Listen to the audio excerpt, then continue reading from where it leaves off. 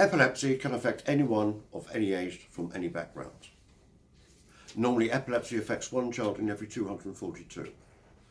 Invariably, these children have got special education needs and disabilities, so they're 22 times more likely to be epileptic than a child without these special needs.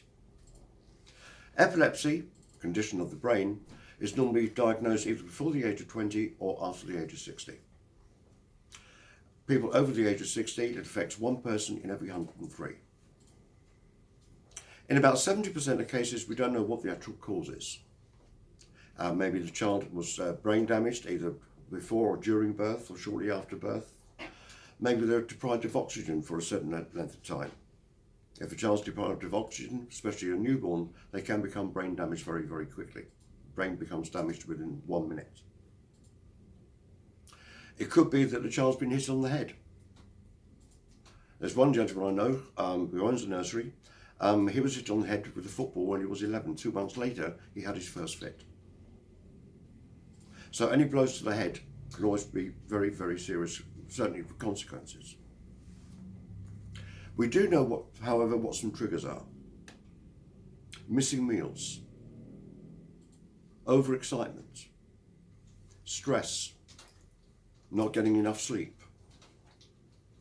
And for girls, when they start their period, because the hormonal change, it can also affect the brain.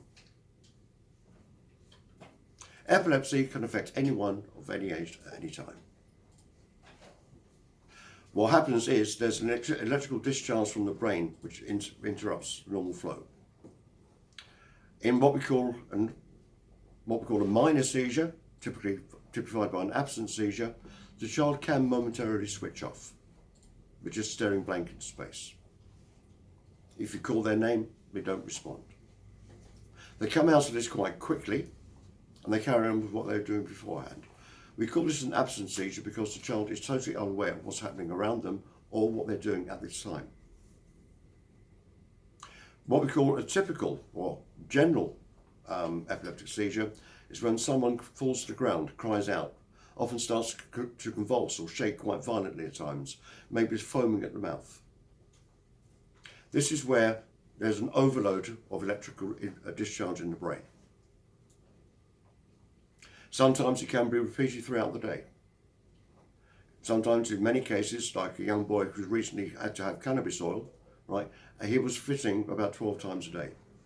But it's only with cannabis he can keep the condition under control. So take a close look at epilepsy, because it's more common than you think. Right, find out about the different kinds of epileptic fits.